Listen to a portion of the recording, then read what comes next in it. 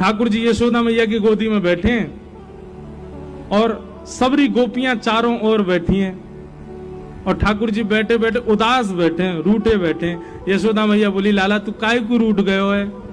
बोले, मैया मैंने जो रात को तोते कही कई बा काम को करवा दे।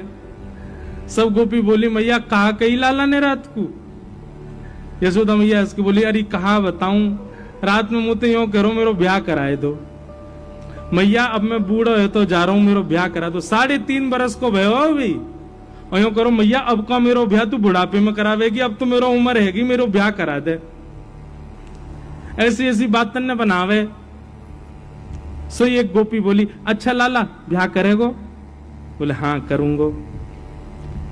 कैसी छोरी ते करेगो?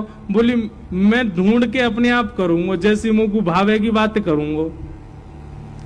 तो सब गोपियों ने विनोद में कही, लाला इतनी सारी गोपी बैठी हैं यहाँ पे, तू अपने आप एक काम के ढूंढ के जो तो को बढ़िया लगे, बाकी गोद में जाके बैठ जाओ, जाके गोद में तू बैठ जाएगो भाई तो तेरो ब्याह करा देंगे।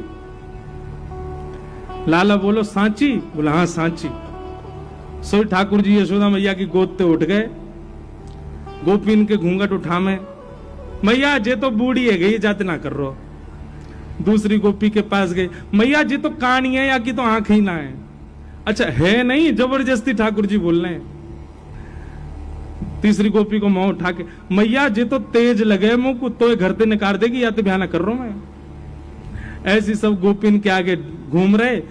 वहीं दूर एक बिना दांत वाली गोपी बैठी, बूढ़ी बिल्कुल 120 वर्ष की।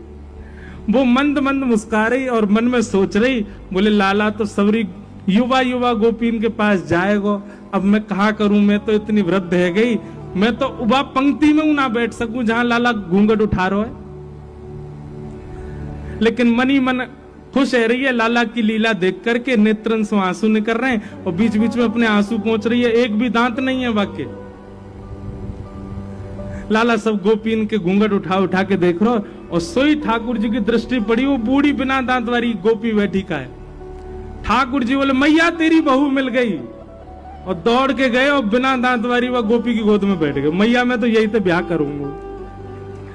मैया बोली, लाला जाके तो एक दांत ना है, जाते का ब्याह करेगो?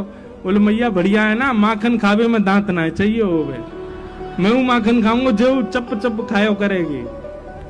और वह गोपी से ऐसे अंक भर गए, गोपी वह वृद्धा गोपी को इतना सुख प्रदान कियो, सब युवा गोपी देखती रह गई और ठाकुर जी वह को सुख दे रहे हैं।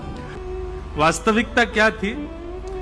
यशोदा मैया अपनी गोद में लेके ठाकुर जी को बैठी और तब से ही वो मैया यशोदा मैया